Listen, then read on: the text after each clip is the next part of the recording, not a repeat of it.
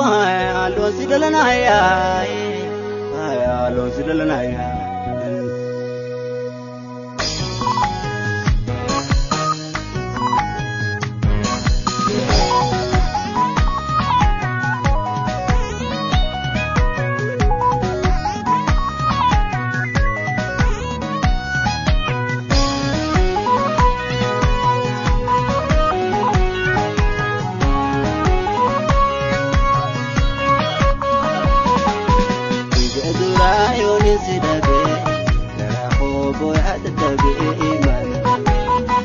Durayon isidabe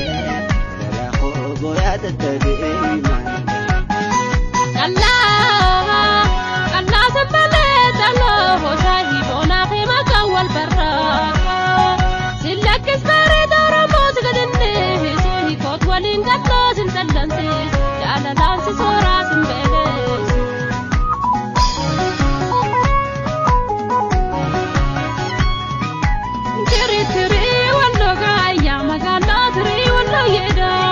Budate kabaga magal kiyage bashaku yeda